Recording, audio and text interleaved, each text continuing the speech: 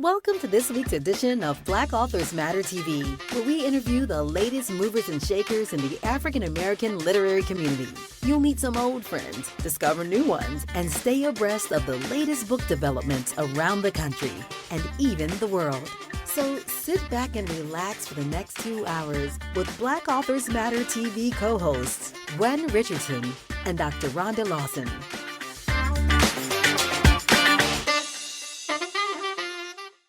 Good evening and welcome to another episode of Black Authors Matter TV.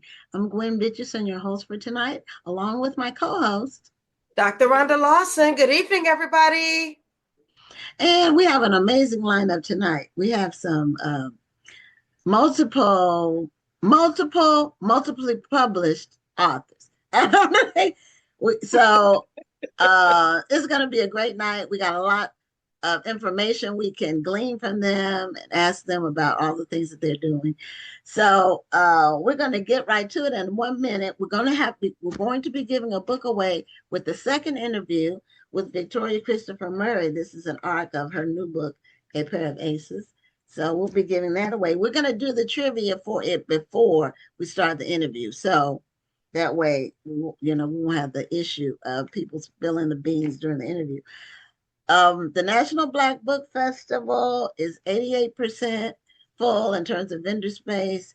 So if you're procrastinating, I would suggest you not procrastinate any longer. We're actually in late registration.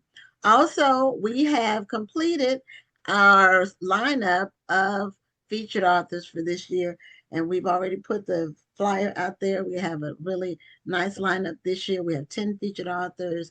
And we hadn't gotten to 10 for a while. Before COVID, we used to do more. And then when we came back from COVID, we cut the numbers back just because we wanted to make sure people were still getting out. That was the issue then. And also, we have a drawing each month that we're giving away 2 VIP packages to 2 lucky winners. And It's based on there's a flyer with a QR code. You have to share one of our promo flyers on your own social media platforms, and then there's a form you fill out where you put the link, and then you get entered in the drawing. And for the month of May, Amy Johnson from Plano, Texas won, and she actually came to the festival last year, so she won the 2 VIP packages this year. So we have a lot that's going to be in store for this year's event. It's going to be amazing, and we're really excited. We've got some new things we're doing that we haven't done before, so we'll talk more about that as the time draws near. But our first guest is not a stranger to the show, and her name is AC Arthur, and she is multi-published, and she also has a book event she does, the One Love Reunion. And I can't remember if the One Love Reunion is every year or every other year or when she does it. But AC Arthur, welcome back to Black Authors Matter TV. How y'all doing? We're doing great. How are you? I'm well, thank you. Thank you. Yeah, and just remind us, your One Love Reunion, do you do it every year? Are you doing it this year? Yes, it is this year in July. I generally do it every year. I did take a year off last year. Okay. Kind of regroup a little, but yeah, it is this year. And what city is it in? Yeah. This year's in New Orleans, July 22nd through the 25th. Oh, you're in my stomping grounds. Yep. We're at the Sheraton on Canal Street. Yeah, I know exactly what Sheraton you're talking about. Yeah. Okay, it's a lot going on. It's a lot of book events in July, different places. It's a lot of book events in general. It is, in general. They're popping up all over the place. And I guess I can kind of sort of announce my project because of that. But I'll be releasing a book soon called How to Plan a Book Event Without Losing Your Mind or Going Broke. And that is going to be a very good book. because of the show, I've interviewed just about every person who's done a book event. And Mhm. so it's for, and I always, when people come to ours, they always say, you know what I could do? I wish we could do something like this in our town or whatever. Mhm. And so it's a step by step. It's a real thing. And I've included, quotes from people that we've interviewed. Um, you're in there. So it's going to be good. It's coming out. I want it to be out by the end of July, but we'll see. But Mhm. I'm close to being finished. Then I have to get my editor is involved. It's not going to be a thick book. It's Yeah, going to yeah. be like 120 pages, something like that. But So it's it's good. like, It'll be a good resource because I think sometimes people just look at events popping up and then they're just like, oh yeah, I'm gonna have an event, and they don't really know all the ins and outs and stuff happens. And so I yeah, think it'll be a good resource. Well, yeah. the, And this, the biggest thing about events is that, respecting the people who have invested into coming to your event. Mm-hmm. Because people spend money to register for your event, then they spend Right. money for hotel and flight. And so when I do my events, it means a lot to me to make sure that I'm not just advertising to the authors who are coming, but I've got to advertise to the readers who are going to support these authors. Right. And Right. so I think often we forget that there's a balance between trying to get sponsors and trying to get the authors come out, and we do all of that and we think, okay, I got 100 people or 50 people, Mm-hmm. whatever it is, coming to my event, but we forget, oh shoot, I still have to let people know to come to the event. I have to let people know to come, and you have to be a good hostess when people Yes. get to your event. Like it's Yeah. not just sell the ticket and then they come and then it's just whatever. Like you have to really be a good hostess in your planning and in your execution. You have to make sure to the best of your ability that everybody is getting what they paid for out of the Right. event. People want to feel special. They know that Right. there's many other authors there, but they still want to feel Yep. special. They want to feel like, okay, I'm not just another number to you. Exactly. Exactly. yeah. And then having a team that's on Mm-hmm. board with you, and we've had the same team for years, and our Mm-hmm. team is incredible. I will put it up against any team anywhere in the nation. They just are great. And there was one big event in the course of writing this. The other Rhonda Garcia, brought this event to my attention. It was a white event. It was like a year ago, and I can't even remember the name of it, but it's in my book. And it was their first time. The first time you do something is what you don't know what you don't know. That's what trips you Right. up. And Right. they had gotten all this space and told people there were going to be people there, and none of it worked out. And then they got bad Yeah. press. So when the press gets involved, then Yeah. you That's know, really bad. Well, because yeah, everybody runs to social media now with their yes, complaint. that's true. So as soon as something goes wrong, everybody's on social media. And That's don't even true. give you a chance to try to fix it. Like they just run right to social media and talk about it. And then that can pick up really, really quickly.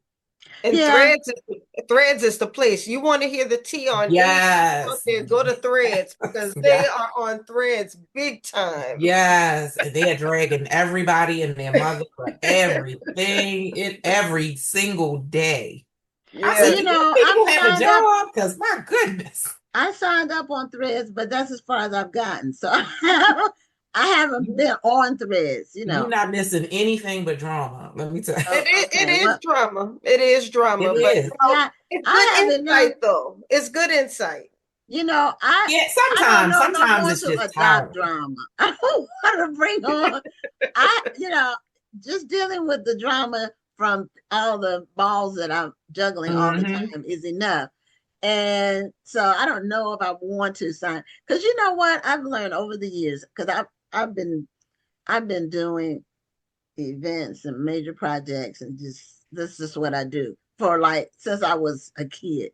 I was planning stuff and getting people together, and I found critics abound. Hmm. Most people who are negative and critics, um, they don't actually do anything themselves. Mm-mm. And so you have to take some of with a grain of salt. Now, I believe in constructive criticism and I appreciate it. But a lot of times when people criticize something, they don't have complete information. So Mhm. they're operating on, like, saying, well, why couldn't this be free? Well, nothing is free. So you're Mhm. starting from a false premise. I you mean, know, because somebody got to pay for something. Like, somebody has to pay, which means me or whoever's over mhm. the event, whatever the event is. Right. So, everything has to balance, and Rhonda's message about people feeling like they got what their money's worth. Mhm. That's really important. Yeah. So, how is your one love? Because it's coming up. It's next month. It's Mhm. it's coming up quick. Mhm. Yes, yeah, tell us about your Tell us event. What's about it. going to And happen? it's funny because I was the balance of writing books and promoting books and doing this event is a lot. And each year that I do it, it comes up even faster. It's like, so I took a year off and I'm like, oh, I have all this time. I have all this time. And then before you know it, it was January 2026. And I'm like, oh my Lord, I don't have all this time. And I still had to prepare to go to an event last week. And I went to Black Romance Book Fest last weekend. So I'm preparing as an author to go to that, knowing that in the back of my mind, we are at crunch time. Why are you going to an event for yourself as an author and you're at crunch time for One Love? And so as soon as I came back from Black Romance, it was all of these things. I sat down and I made a to-do list and it's like 3 pages. And so every day I'm like checking off this. Okay, I did this and I did this and I did this. But it's it's a lot. At this point where all the um tying up all the things, finalizing the program and ordering stuff, the bags and the books and shipping things and all of those little things now are like, I have to do these all day, every day. And so I keep looking at the list and I'm like, oh my gosh, but you have to write and you have to do this. But also we have to do all of this event stuff. So I'm excited. I'm always excited, but I'm always very anxious at this point. And I'll be this way until July 25th at like 11 After o'clock it's at over. night. At like 11 o'clock at night. Exactly. Right, I'll be like, oh, then I'll breathe. But right now is definitely in that really stressful time of just pulling everything together. Yeah. Our event is the end of October. So what happens for me, the summer, like right now is June. So I'm like, okay, it's the beginning of the summer. Mm-hmm. Before I know it, it'll be the end of the summer. And Yep. then And then then it'll be I'll your be in crunch the crunch time. time. Mm-hmm. That Well, that my, time my comes. event my event isn't until February, and I already feel like I'm out of time. So It's And it's funny because even when when that one is over, you're like, okay, I'm gonna start sooner. I'm gonna do this. I'm gonna do that. I'm gonna do that. And then time still finds a way to just get away from you, and you still end up in this crunch time.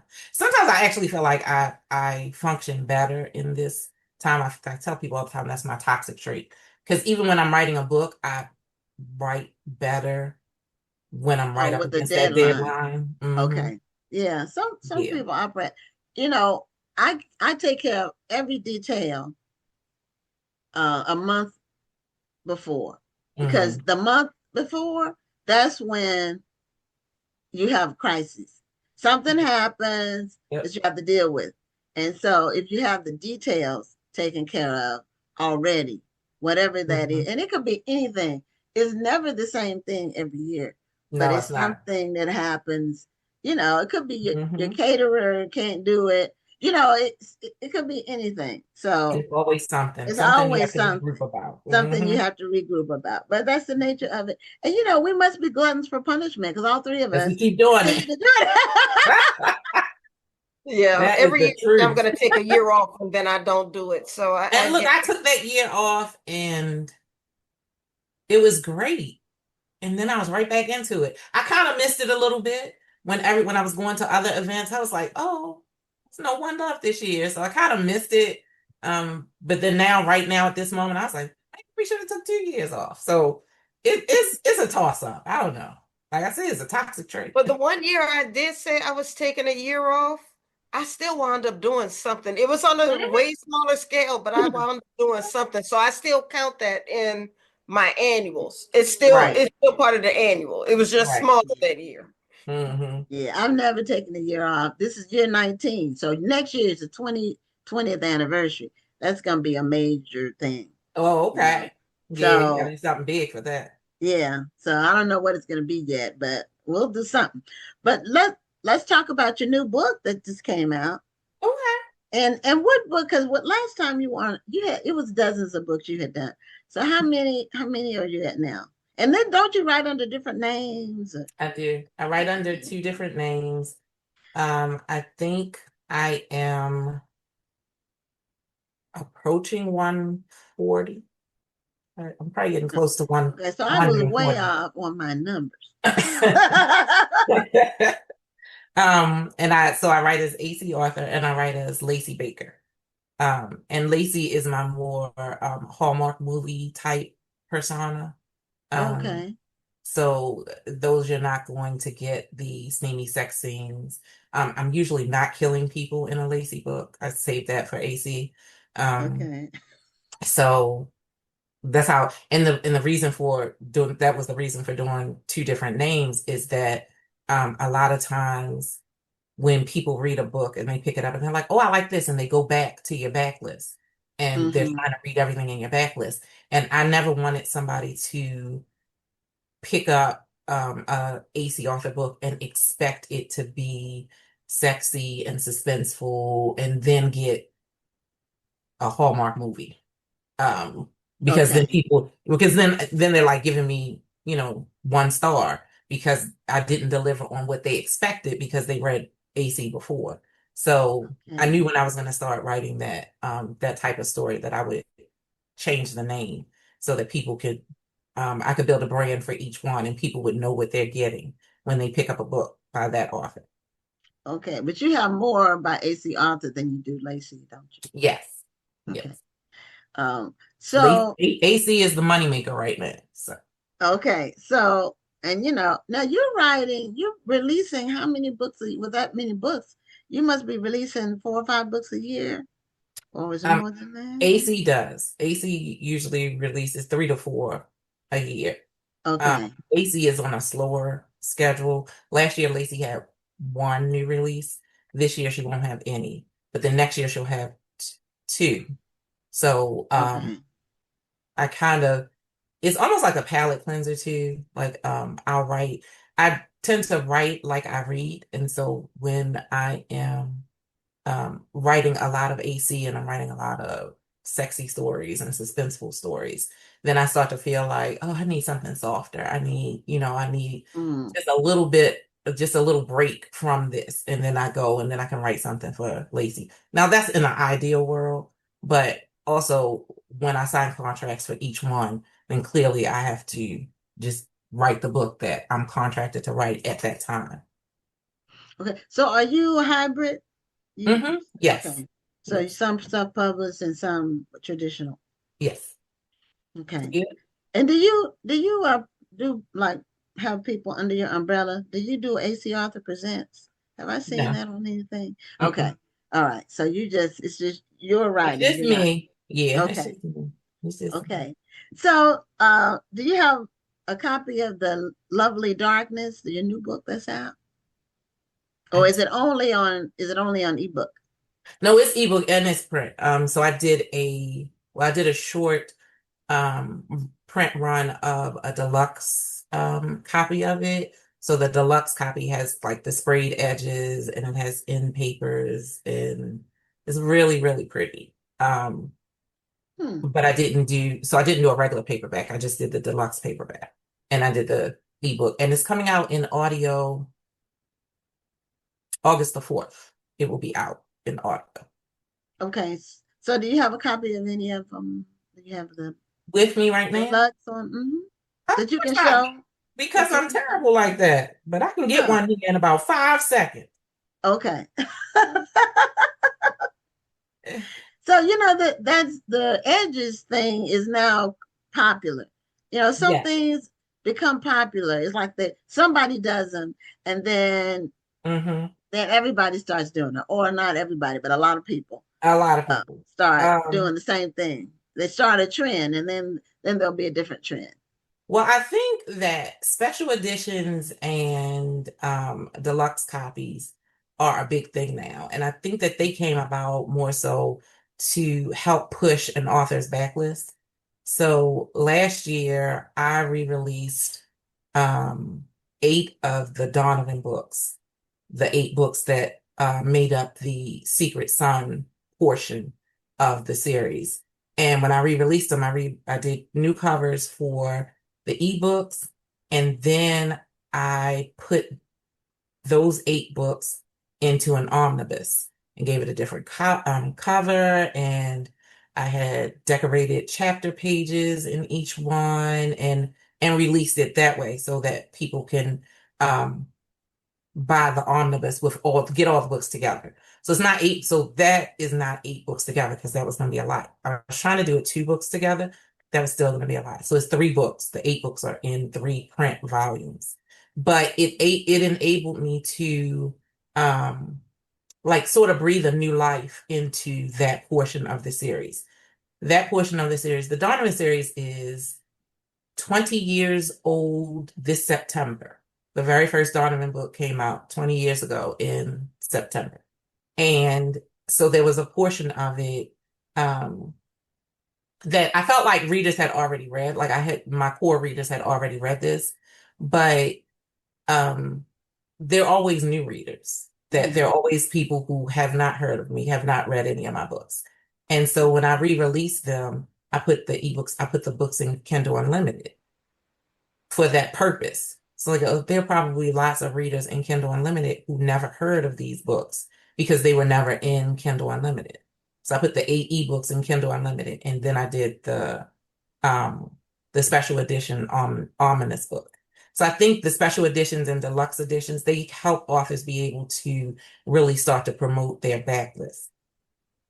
Okay. It's a Is great it? idea. Because it's just like you said, just because a book is a certain number of years old does not mean that everybody in the world has Hmm. read it. So Right. this can open you up to an entirely new readership. And right now, um, authors, not just authors, but book influencers are Hmm. getting pretty big on Yeah. social media right now. Yeah. So Yes. this is a great way to get your book in front of some new people. Hmm. If a book influencer happens upon that book, or you're able to connect with a book influencer and they promote your book, that's a whole new audience It for you. is. It is. Mhm.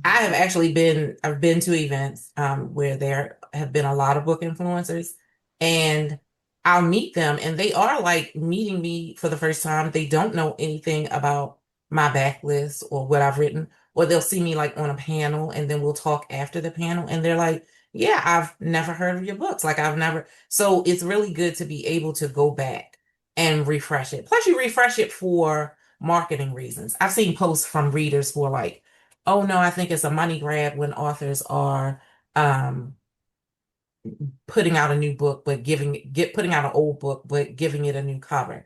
And it's not necessarily a money grab, it's a marketing idea because marketing changes, trends change.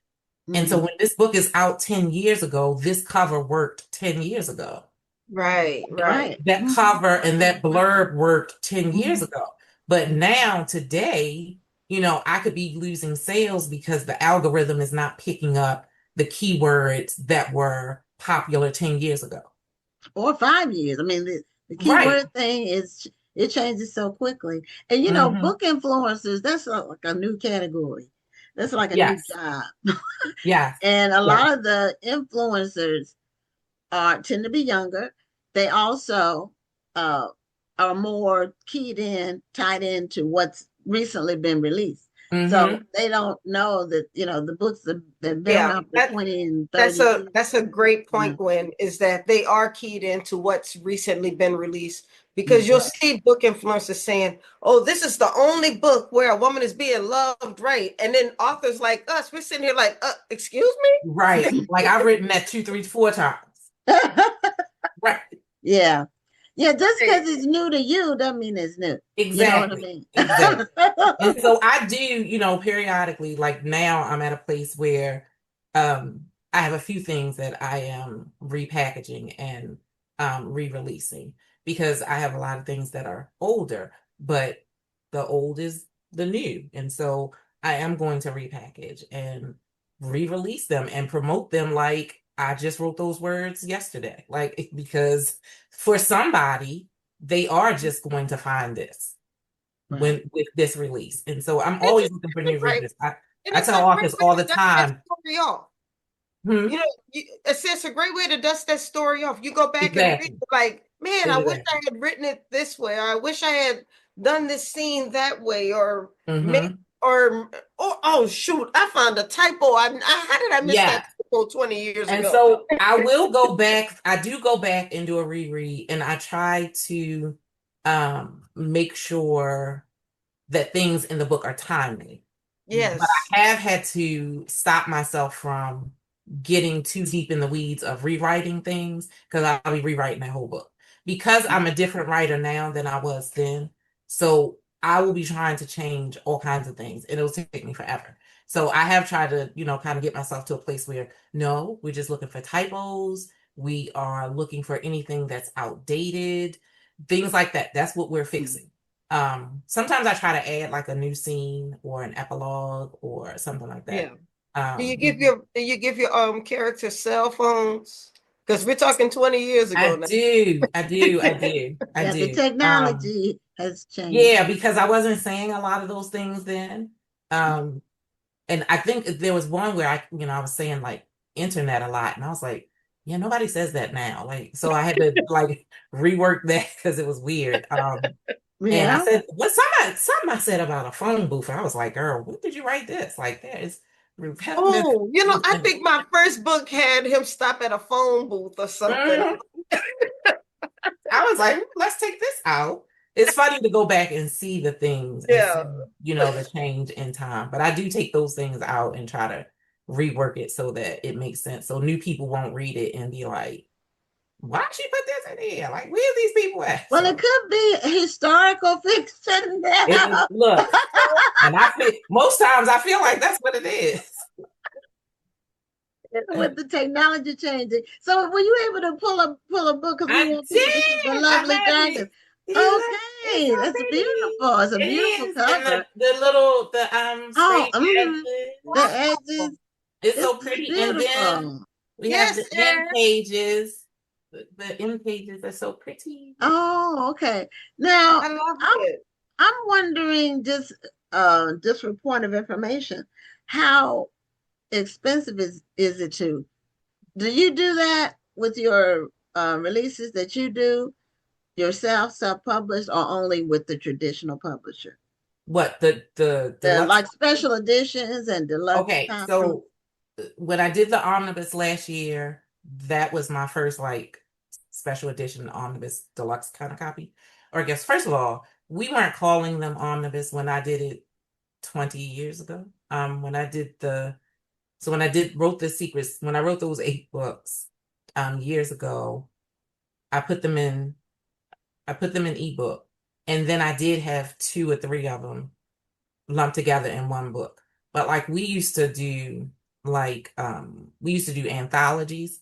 And so then I didn't call it an omnibus. It was just these books were all together. These 3 books were in this volume. And I had a volume 1. I think I have volumes 1 through 4 at that time. Okay. But when I put them out this time, everybody's saying omnibus now. So it's like, yeah, that's what we're saying now. So that was very expensive. It was very expensive. Okay. Okay. From the cover to the artwork on the inside to the print, for the formatting, the printing, and I did not take all of that into consideration when I was like, oh yeah, that's what I'm doing.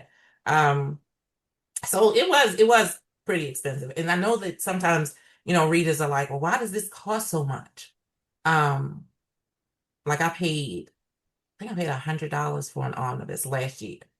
And my husband was like, why did you just pay $100 for a book? And I'm like, because I understand exactly how much goes into this. I understand how Right. much money goes into getting this book printed. When I decided to do this deluxe edition, you would have thought I learned my lesson from doing the omnibus. But I was like, oh, this is just one book. This one shouldn't be so bad.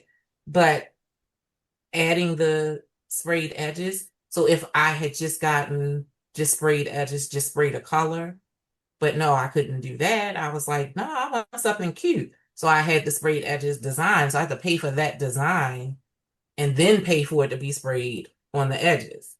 And then I Okay. have to pay for the end papers to be designed, and then the interior formatting. Those chapters have design pages. So yes, it does add up. It does, because the printer will nickel and dime you to death. I It can does. believe It Well, definitely we're at adds. the end of our time, AC. So thank you so much for being a guest. It went by so fast. Anytime. I did. Yeah. And congratulations on everything. Good, much success with your event. I know it'll be Thank great. you. Thank you. And we'll see you next time, another time, maybe a year or so from now, when you have Okay. five or 10 more books. Okay. Right. Prayerfully, prayerfully. it. Yeah, All and right. I'm gonna see you on the net because I gotta fuss at you because I never been to one of your events and we're gonna have to fix that. Okay. Okay. My DMs are open, ma'am. Yes, we're gonna talk. All right. Y'all take All care. right. Take All right. care. Bye. Good night. Okay. Well, she's doing a lot. She is. But you know, busy people get things done. That's what they say. Well, busy people are used to being busy, so yes, Yes. busy people get Yeah. things done. Isn't that right, Victoria? Yes. Speaking of That's busy right. people, That's right. I was sitting here writing until you just popped me in. Victoria is always writing. She'll be at a book always signing writing. writing. No, always writing. Always And writing. I think that's a good sign because that means that for all these years I've had a contract. This is true. It's true. You've been writing a long time. So we're going to talk about your book, but before we do, we want to do our trivia because we're giving away the ARC for A Pair of Aces, and we wanted to ask the question before we got into the interview, so whoever wins won't already have the answer. So, Okay. okay. So the trivia for A Pair of Aces is the main characters, Eunice Carter and Polly Adler, work together to bring down which New York City crime boss. So we need the name of the New York City crime boss that they bring down, and you'll get this arc. And this is hefty there. It's quite a few pages. So, and I don't know which These look pretty hefty. book this is of Victoria's, but Victoria, she creates lanes and then she goes full on in the lane. Then she created a different lane and now she's full on in that. I guess I'm just a creator of lanes. Isn't that interesting though? Like It I is. didn't mean to write like Christian fiction, but I created that lane. And then when I wrote Stand Your Ground, everybody thought I was going to create that social commentary lane.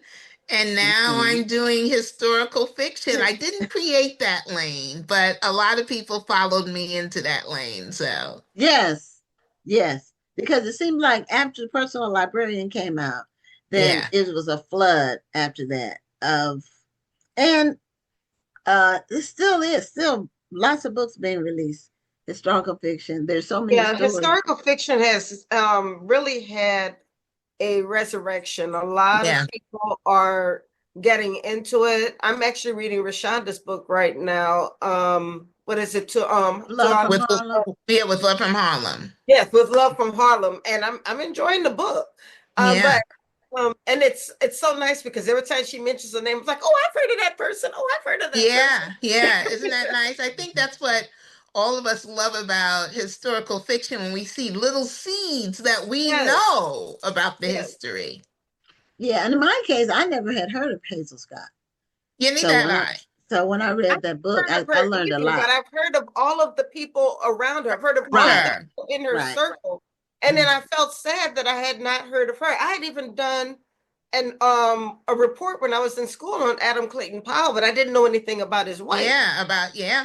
Well, that's like when I wrote Harlem Rhapsody. I knew Langston Hughes, County Cullen, Jean Toomer. I knew everybody except for the woman who discovered them all. Right. Yes. Hmm. So, I this is not about any of this, but I had meant to ask you this a year ago whenever I saw you last and I forgot. So, are you all still publishing under Brown Girls Books? No, Rashawn? no, we Okay. stopped about 2, 3 years. We stopped really when my career didn't go like this. It didn't go like my career went like this, Right. straight up. Right. And Mhm. it took me out. I couldn't do anything else. Okay. But Yeah. that I think that's a teachable moment because I don't know if you expected something like that to happen when that opportunity was presented to you. And you could have easily turned it down because the person that you wrote with didn't look like you, and you were Yeah. like, this isn't gonna work. But what was it in your heart and mind that said, let me take this opportunity? Well, it was interesting. It was interesting when Marie reached out to me. I didn't know her. She didn't know me. And I was like, this doesn't even make sense. I don't know anything about historical fiction. But I didn't know how she wanted to work with me when I first got it. So I didn't know if it was going to be I was editing or whatever. And then when she said, well, we'll write the book together, I thought it would be interesting. And I didn't expect any of it, not any of it, Rhonda. Like, I didn't even expect that the contract that we got. And it was just that people saw something I didn't even see. I just thought it would be fun. It wasn't like I was selling a whole bunch of books and or anything. So I said, let me just try it. It was going to be different. We thought it was going to be one book. Never ever thought she just needed a person to write the personal librarian with her because it was a Black character. She didn't have any other thing in her mind down the road. And it was just that we enjoyed the process of writing the book together so much. And then when we went out on tour together, people really responded to us as much as the book. Mhm. And so people love seeing Marie and I together. Black readers, white readers love seeing us together. Yeah. And she really wanted to be here tonight, but she's actually in South Carolina on a family thing with her Oh, parents who forced her to go, So Yeah, the it publisher did want you to be together for the interview. yeah, So, yeah, but yes. And she wanted to be here. mhm. So it was just something, Rhonda. This was God putting me in this place to do this. And it's really interesting because the reason I know it was all divine ordained for me, and I'm not trying to preach anybody, this is just me. The reason I know it is because all these years that I've wanted to write, and so I thought I was already walking in my purpose all these years. And then all those years, 25 years that I was writing, that wasn't my purpose. That was preparation for my purpose. This is my purpose. Yeah. If you hadn't had those 25 years, you may not have been ready for this. That's right. That's Mhm. absolutely right, Gwen. And not only not ready for it, I think one of the reasons, like even Rhonda's saying, that you're enjoying historical fiction and it's having this kind of comeback is because it's written like those other books I used to write. You know what I mean? It has Mhm. the full drama, it has the full story, it has everything in it. And that's because of the 25 years of the preparation. how do Yeah. you feel that your writing has changed since you My, started getting deeper into historical fiction? I think I've matured, but I think I was maturing as a writer anyway. Like in the beginning, and even Rashonda and some of the other writers tease me about this. I didn't like to write silly books. I didn't like silly books. I didn't like silly characters. I had a character in one of my novels, May Francis, and when I started out with her, I didn't want her to be silly. I never occurred to be silly. But as I wrote her more, and then she got involved with Rachel and Jasmine, she became a silly character. And so I've never liked that. I've always wanted to write mature books. I never wanted to write books that were all the way out with so much drama. There was always drama. Like Stand Your Ground is one of my favorite books. Lots of drama in there, but it was a mature story. Yes. And so that's what I've always preferred, to write mature stories. And historical fiction, they're all mature stories. Yeah, I'm totally with you on that. I just don't like writing drama just for drama's sake. Drama, oh my God. They turn the page and there's more drama. They turn the page and there's more, and people love those books, but that's just not. That's not me. Yeah. Yeah, And I'm too that's old not for me that either. now. I'm too old. Well, yeah, the drama that would be written about today is totally different drama from what That's you a good would have written point. 25 years ago. That's a good point. The drama That's a good point. is on another level now. Yeah, that's like when you had Kush City, when you had the store, we would come in and sign there. You know, those were different kind of drama books. Yeah, it would be different today. It would be It would be. different. And you know what? That's a very good point, Gwen, because I was recently I did a in conversation with Kennedy Ryan, and this is not about drama, but it shows how as we've matured, the market still stays down here. I was doing an in conversation with Kennedy Ryan, and I said on a scale of 1 to 10 that her spice level was 12,863. And so she laughed about it. Everybody laughed about it. But then went online the other day, and somebody was saying, I want to read a Kennedy Ryan book. Are her books spicy? I heard score was spicy. And everybody in the group was saying that it was a 2. Okay. I was like, So okay, see, I don't even want to read their book. Maybe it was 12,000 for you. That's what I mean. Yeah. That's what they I mean. want a lot more a way lot more. But I can't imagine more than what I read. I mean, on a scale of 1 to 10, it was 12,000 to me. Yeah. Okay. It was 1 to 2 to them.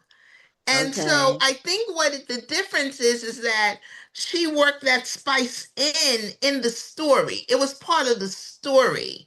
And so it was good for me. It worked for me. But other people who want spice probably wanted every page. Yeah, or page 1. If it starts off with her legs were open and they were on the desk, this is but a lot more graphic language. Yeah. On page 1, that's not a book for me. That's not a book for me. But it has an audience. That's an audience.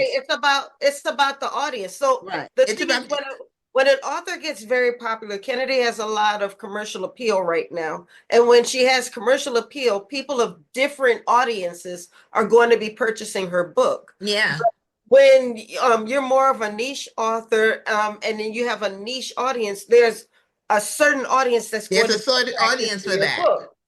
Right, and so you know to market to that audience. Yeah. And when you become mass appeal and everybody's buying the book because that's the book that's popular right now, you're going to have people of different audiences purchasing your book. And some people think it's a 12,000.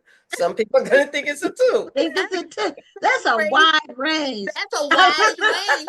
But the thing is that I enjoyed that book as much as anybody else. And the 2 people were saying that they enjoyed it too. But if you want spice, you got to go someplace else. I was like, I don't even want to know that. Where is that? I don't even want. I didn't ask no questions because I don't want to know. I don't ask none, won't be none. I didn't want to know. Well, that's why also when people recommend books, it's important for me that the person who recommends reads the kinds of books I like. You know what I mean? That's a good point. We're kind of we have a meeting of the minds, and I like a well-written book. Me I too. don't mind drama, but it has to be well written. And and the character development has to be on point. Yes. And if it doesn't have that for a foundation, it doesn't grab me. And and some other people might like it, and that's great. Yeah. But I And I need just, the isn't it elements great? of writing as a writer and as a former editor. I need the elements of a story. I need it to be tight. It doesn't have to be a few pages, but it has to be a tightly written story. Yes, I So, agree. and your books are always very good. I haven't read every single book, but I read a lot of them. Mhm. So we're going to say who won the book, so then we can get into the book. And Mama Tony, I think, won it. I Yep. was looking up and to see It who was Tony Benita. Tony Bonita, Hi, and Tony. Congratulations. she said the answer is Lucky Luciano. That's the name of the That's who crime it boss is. that the book is about. So tell us about how, first of all, also it's a Reese book club selection, Yeah, it's a which Reese is Book Club pick. amazing. Awesome. So that's, it's big time when you get those kinds of opportunities. And Yeah. I've heard from somebody else that they tell you about that like months in advance, but you can't tell anybody. Yeah, Is that you right? can't, I mean, you won't. Well, so with Good Morning America, though, we found out about 6 months in advance. With Okay. Reese, we found out 2 months in advance. We were a Okay. very, very late pick. Oh Um, wow. and so that really changed. I've been working so hard over the last 2 months. So yeah, but you find out months in advance because they have to do the cover. They have to go back. And so Mm. they had to rush everything with our book. Okay. All right. So how did the Pair of Aces come about as a story that you wanted to write with Marie? So you know what's so interesting? I call Marie the treasure hunter in this relationship because she has always been writing historical fiction. So she just Mm. knows how to go and find stories. So after we wrote The Personal Librarian, and we realized, okay, we're going to want to write together. We were looking in that book for a story of a Black woman and a white woman who worked together, who were friends, and so I knew what we were looking for, but I didn't know where to look. And Marie always knows where to go find them. And she found the story of Eleanor Roosevelt and Mary McLeod Bethune. So Mhm. with this one, we knew we wanted something different. We knew that I'm not sure we knew that we wanted the people to be enemies or anything, but we knew that we didn't want to write another friendship story. But we knew we wanted to have a Black woman and a white woman. And Marie used to be a prosecutor. She used to be a litigator, a New York City litigator. So she was in the corporate side, but still. And when she saw Eunice's story years ago, she always thought it was so interesting. And when she realized what it would take to build a case against Lucky Luciano, she knew that she had to have some inside help. She knew she had to have insight, and she had to have someone who knew a lot. And who better to know than the most notorious? I always say she was the most notorious madam in New York, but really she was one of the most notorious madams in the country. Mm. Hmm. Okay. Yeah. So So, that's how the story came about. And it just seems so timely because these women were, one Black, one white, one a prosecutor, one a madam. So they're on two opposite sides of the law and they don't really like each other. And what Oh, I love about this story, because they don't know each other, they don't like each other. Polly doesn't trust the prosecutor. And right. the prosecutor's looking at Polly like, you're as bad as the men abusing these girls. You're a madam. But you don't have to be friends to be allies. And Right. so the two of them come together. They both want to see Lucky gone because Eunice wants to take him off the streets because she's a prosecutor. Polly wants him gone because he's trying to infiltrate her business. And so they both want him gone for different reasons, but they have to work together to make it happen. So how do you uh, do research for a book like this? How do you even get started? So it's real once you find the person, and that's one of the things I love about writing biographical novels, you then just go into a rabbit hole on the person. So Eunice Carter is the grandmother of Stephen L. Carter, who wrote The Emperor of Ocean Park. Is that what it was? Oh, Yeah. Yes, yes, yes. yes. And Uh-huh. he's a Yale professor. So he wrote a biography on his grandmother called Invisible Life that was totally about, well, not just totally, it was about all about her life, but really focused on the Lucky Luciano case. And so that was almost like having firsthand information because he told us stuff about his grandmother that we didn't even put in the book, but in that book.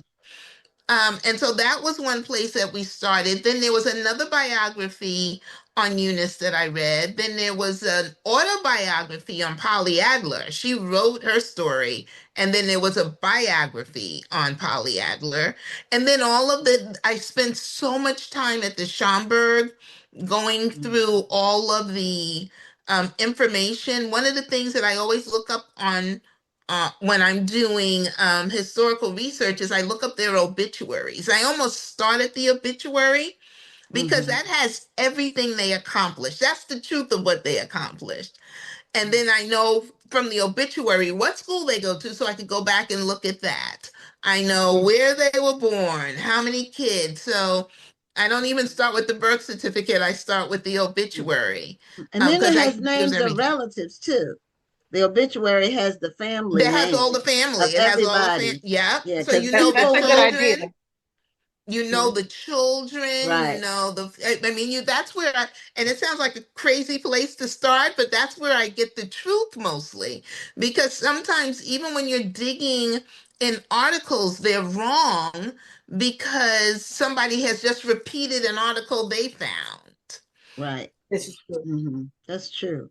You know, when Now, my father passed, I was given the assignment to write the biography because my father was a very prominent person. So Hmm. his obituary in the program was a biography. It wasn't like a Yeah, deceased one. yeah, And my mother, who died in 2002, my dad passed in 2021. So, but my mother kept like every article that was ever written about him in a binder.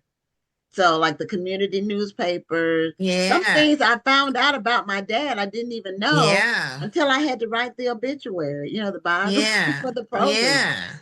So, yeah, funerals bring out a lot of It information, brings so much you know. information, and people are always surprised that I say I start there. And But it's just a great place to start because then that tells me where to go research, what to go find. So I know she graduated from Fordham, so let me go see what year. Usually they have the year in the obituary, but then you can find out a whole bunch of other stuff. mhm, Because now I know how old she was when she got there, all kinds of things from the obituary. and then also like if you can study like what was happening at the time she was at the Always do that. school, right. Yeah. the news The surrounding the current time events at period. that time. I always include the current events of the time. Yeah. I always want to go, the book I'm working on now, I wanted to know, so what was happening in 1947? The world had just come out of World War II. And I wanted to know what were Black people listening to on the radio? Well, Jackie Robinson was a rookie. And so I've listened to some of the clips and I love including what was going on at the time. Yeah. So Yeah. now the other tricky part about doing all of this research is you get all of this cool information. And Hmm. then you have to start to figure out, okay, what do I include in the story? What is Yeah. going to be background? What Yeah. Yeah, what is going to be left out? And it gets hard. Like, okay, everything starts to be important, and everything's No, important. but everything isn't important. See, what you really Yes, need to yes, do is I decide what period of time. I'm not writing a cradle to the grave story. That's a yes. biography. Right. So I decide what period of time. So when we found Eunice and Polly, the only time that's important is when they were working on the case to put Lucky down. Right. So you don't need That's to talk our about when they story. were born, when I they're don't need growing to talk up. about when they were Yeah. born or Okay. afterwards. Okay. So Okay. even though we have all this information in history when we read the books and everything, we are only doing this period of time.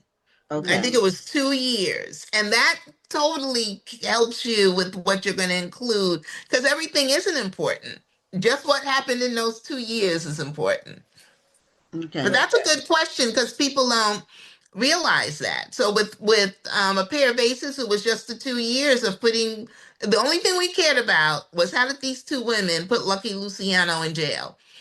So Okay. through flashbacks and through conversations, we'll say things like she went to Fordham University, or we have a flashback in the book on how Polly, and this is a real story, she was sent here from Russia by herself, a Russian Jew, when she was 12 years old and didn't even speak any English. And family members didn't want her and everything. She got raped and was on the streets by herself. Wow. So we do that in a flashback because that's important to who she grew up to be. Okay. So those kinds of things become important. So we don't have that much time left, but I do want to ask, you spend a lot of time writing as a solo author, and you've written, I know you and Rashonda wrote some books as well, Uh-huh. but this is a different kind of craft because it's historical. Yeah. So how do you balance writing with someone? With someone Is else. your style similar? How do you merge Yeah, the two? our styles aren't similar, which I think makes it really good because we write every word of every book together. One of us will take the Oh, first draft of a chapter. okay. And then we switch and give it to, so by the time we're editing every word of a pair of aces, I can take responsibility for. Every word Marie can take responsibility for. And you know Okay. what's so interesting? Someone asked me recently on one of these, if money wasn't an issue, wasn't a concern, which would I rather do if I could only do one from this point forward? Me by myself or me with Marie? I do me with Marie because having a partner, and she's an equal partner. She's a type A personality, so it's not a heavy lift for me, it's just like an Mm-hmm. equal lift. And having a partner that you could just talk through everything with honestly.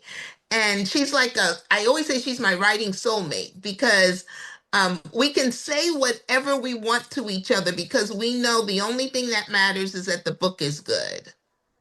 Okay. And so she can call me up when we were writing this book. I'm a slow burn kind of writer, and this book is not a slow burn. The mafia is at the door. And so I wrote one scene, and Marie called me up and said, Victoria, you've got to move this along faster.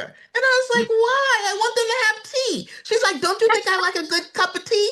I like a good cup of tea, but the mafia's at the door. Move it along. Just I was cracking up, but she was talking just like that. And you need a partner like that you trust. Yes. Mm-hmm. That, so I could say, oh God, but she's right. But Yeah. she's like, don't you think I like a good cup of tea? But the mafia is at the door. And so you need people like you. I don't think everybody can write together. Mm-hmm. You need someone because somebody else, I might have said, well, I know more than them. I'm going to keep that tea in there. But I trust her and I know that all she wants is for the book to be good. So I can call her up and say, we're not putting this in. We're not, Right. or one time when we were writing the first lady, she didn't want to use the N word. And I said, we have to write an authentic book. Right. Yes. They Mm-hmm. didn't say N word. And she's Right. like, They I did can't do not. it. She's like, I Mm-hmm. can't do it. I said, you're writing it with me. You can't do it maybe by yourself, but you can do it with me. So we had a big thing about it because she's like, I can't. I'm not calling anybody that. And I was like, yes, we are. But she trusts me. Mm-hmm. And so we did it. Yeah. The other thing about you all reading every word of the book is when you discuss the book, you know the book cover to cover. Cover So to you cover. both can discuss scenes or the whole thing and easily because you've Yeah. invested in it. So Yeah. we're at the very end of our I time. know. I am. So that But went wait, fast. It went very, very fast. But we did put the links. We put the link to your website as well as the Amazon link to a pair of aces in the chat. So everybody, please click the link and purchase this book get your and read it copy. and give a Yeah. review. Yes, Yes, and leave Tony a review. Bonita, this copy will be on its way to you this week. Yay. Perfect. Well, thank you, ladies. This was fun. We Yeah, need more time, though. yeah, well, 30 minutes is just the right amount of time. Yeah. Some Yeah. people can't talk that much. Some people are shy. They We won't get ready to Oh. talk. hang up on them after Hey, 15 minutes, yeah, Victoria. we have to like pull it out of them.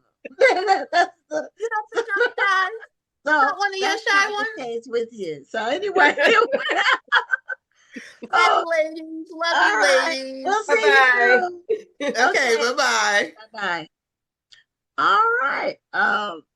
Yeah, we both known Victoria since the beginning, since forever, like forever. So now our next guest has a nonfiction book and he has logged in twice and I'm not sure which one is him. So we'll find out. And his name is Look, he Ronald has so much to Bonner. say, he needed to be logged in twice. Twice. So we've got two logins. I logged in twice, but we need to find out which one you want to utilize, which login, Mr. Bonner, and then we'll delete the other one. Because usually what will happen is there'll be some feedback and we'll get feedback on the other device. And what can you hear? Can you hear us? I can hear you now. Okay. I'm off of the second one. Well, it's still showing up on the screen. And you look foggy like a film over you or something. Like you're It in a might just tunnel. it might just be his light. It looks foggy. And we want you to be clear. There we go. There we go. And you have a collar, so you're a man of the cloth, apparently. So one is gone. Okay. Which I didn't know that. So Oh, which you didn't see the Reverend Doctor part, huh? no, I know. It said this Ronald Bonner is on my information. So which denomination are you? Evangelical Lutheran Church in America. Okay, all right. Well, thank you for your service. Thank you. And we want to talk about your book, which it's called Making It Here's blurry, Plain. isn't it? Now put it close to your body and then raise it up. Well, we want to still be able to see your face though. So, okay, then raise it. You can put that in front of your face just to show us the cover. And then, okay, Blurry. making it plain. So you're talking about deconstructing racism. And now is this a memoir or? It's part of my doctoral work, and it's also part of a book I wrote in 2015 called No Bigotry Allowed. So I wrote that book in 2015 to start that was a short book, just to start a conversation about race and the fact that we live in a racist society and how do we address race. So I wrote that book and then I started a doctoral program in 2019, finished it in 22. And then I wrote the second book, incorporating what I wrote in the first book about the issues of bigotry, because for me, bigotry is the fuel that drives racism, which is the economic engine that helps to sustain white supremacy. If the engine would go, white supremacy would go. And we've had examples of that. The biggest one was during Reconstruction, when people had fairer or more access to the benefits of this society. And we found white people, well, we weren't there then, but the evidence supports that white people had to go to work for black people. So the idea, the notion of white supremacy was evaporating, but people were so angry and you had the backlash. So in 1877, you had the end of Reconstruction. But if Reconstruction had been able to continue, the idea of white supremacy, I believe, would be gone. Bigotry would still may remain, but with the economic engine of racism being depleted of its ability to continue to institutionalize harm against primarily persons of color, the notion of white supremacy would be gone. And probably we could get to a point where even bigotry would be nuanced in our society and not mainstream. So Well, that's what prompted the book. bigotry isn't always race dependent.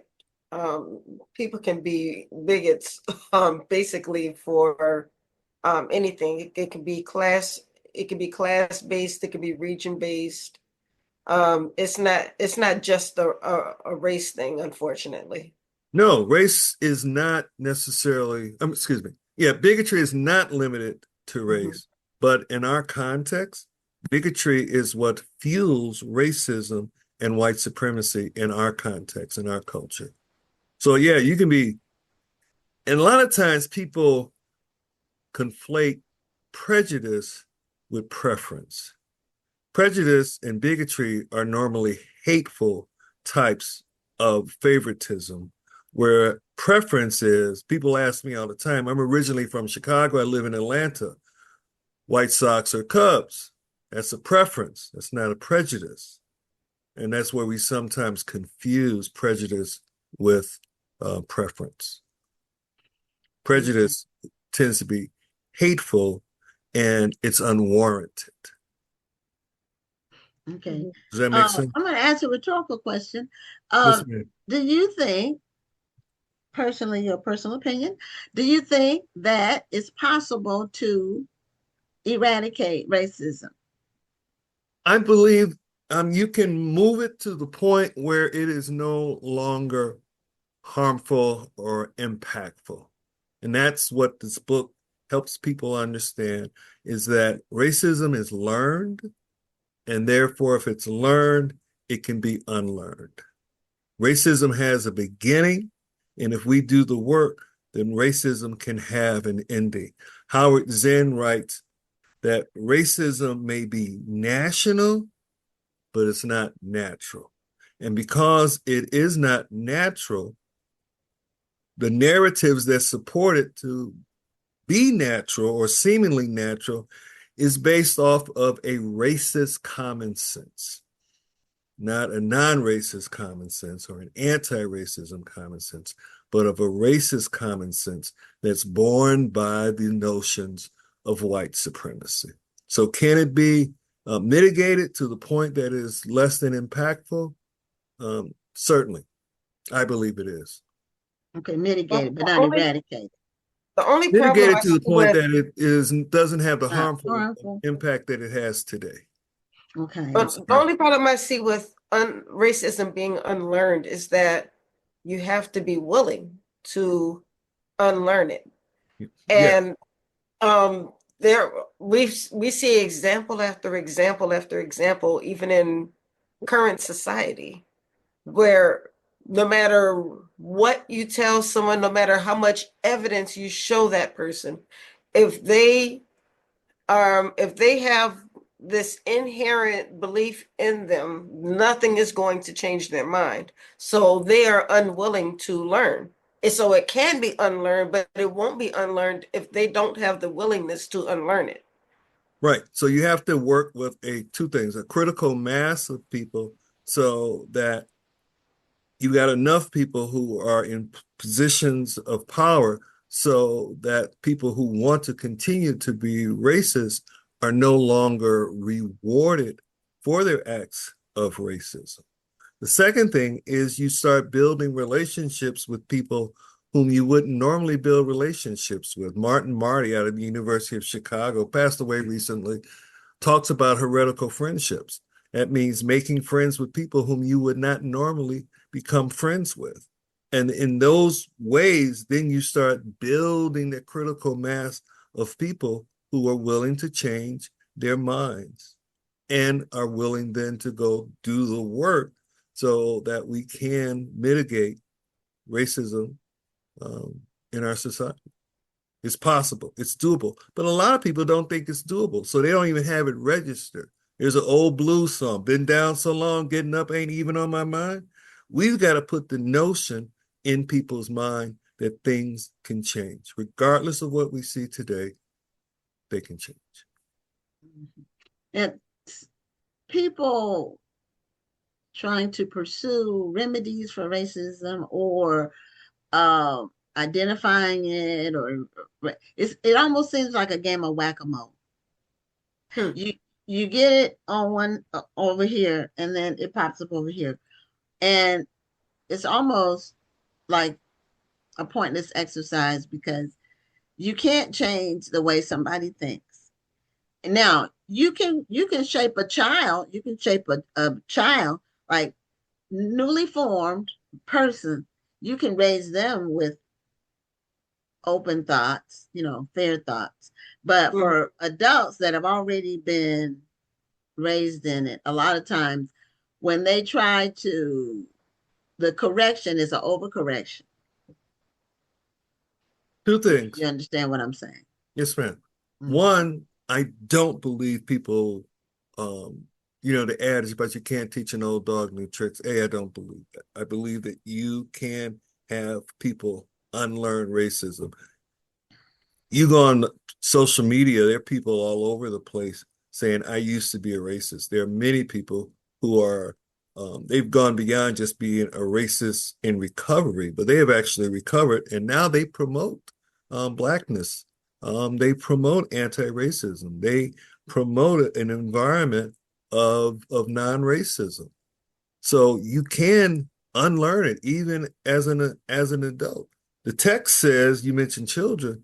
When I was a child, I thought as a child, but when I became an adult, I put away childish things. A lot of people my age, I'm in my mid-70s, who are racist, grew up in a racist environment. They grew up in segregation. They were a child. Prayerfully, we can work with those people so that they put away those childish notions of white supremacy.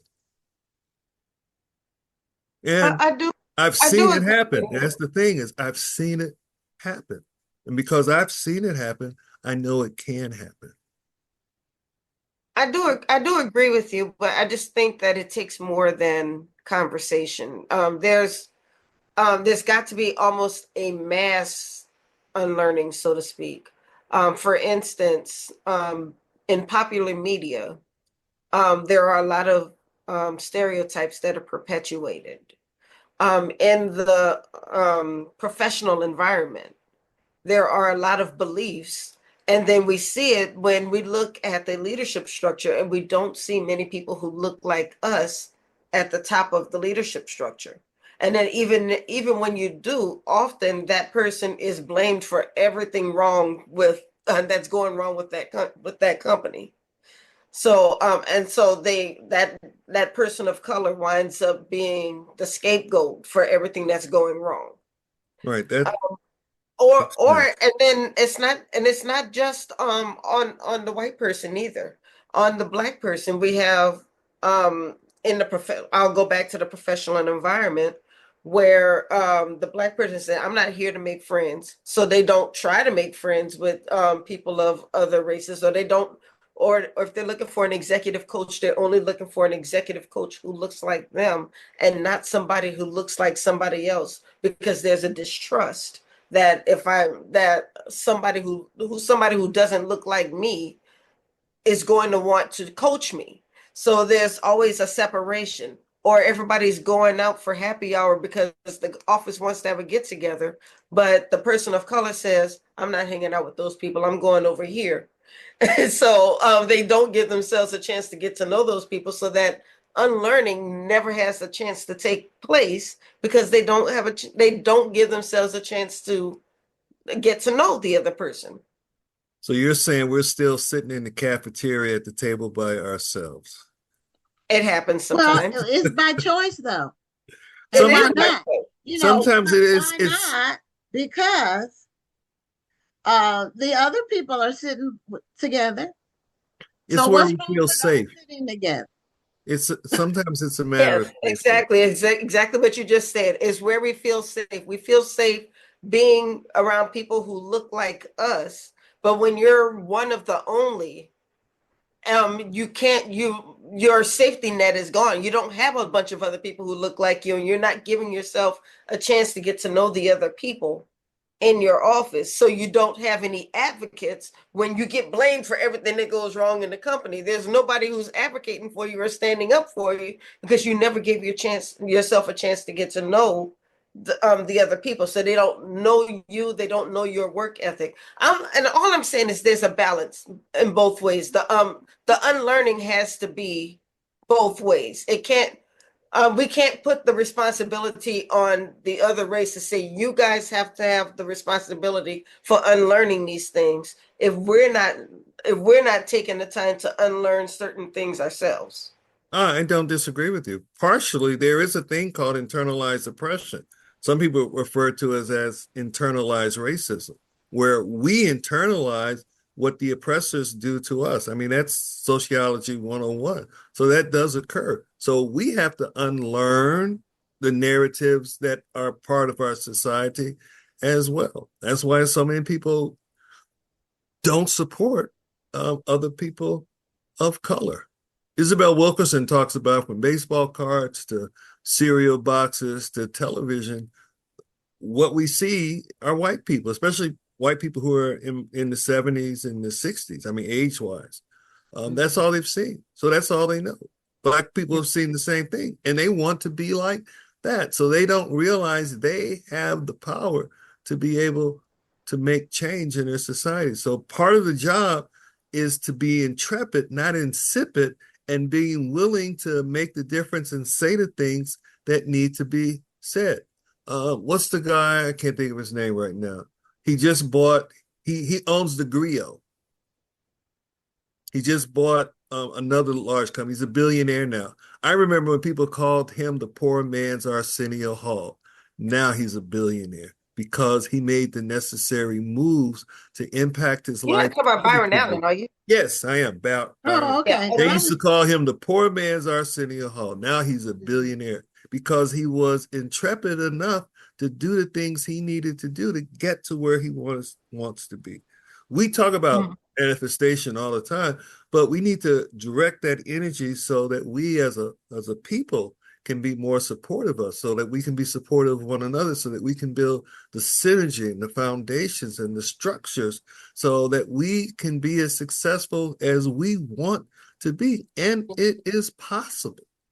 But well, it's going to take work, and we have to pivot. And there mm, will be times when we may have to pivot. And as far as what you said, yes, there's at least 4 or 5 different strands. Actually, there's like 6, 7 strands of institutions that work together to create racism and keep it going. And one of those is religion. Religion Yeah. has a lot to do with it. What is it, 1400s, when it's got the papal bulls? It basically says a Christian nation can discover a non-Christian nation. And what that really meant is European countries can discover and control countries of people of color, whether they're Christian or not. yeah, now I recently developed a philosophy based on just my years of living and being an independent entrepreneur. I've been self-employed since I was 25. It creates a freedom in many ways. One, I don't have to deal with racism at work because if somebody is white in my workplace, they work for me.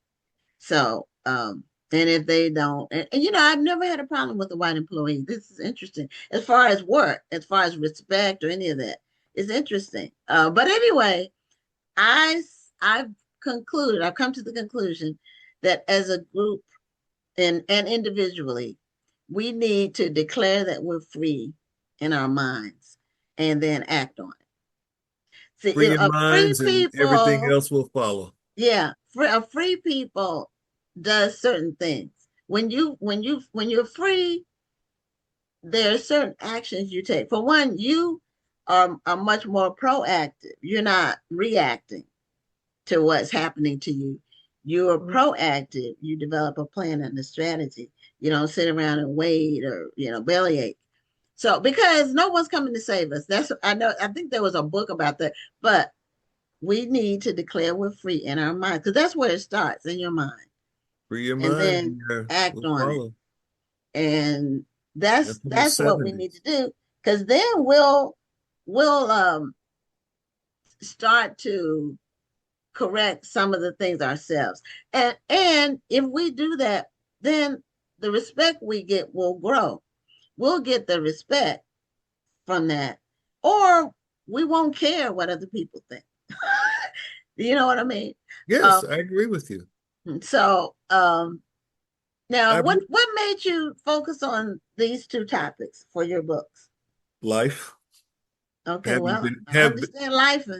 have been impacted growing up on the south side of Chicago, in a relatively lower socioeconomic working class community.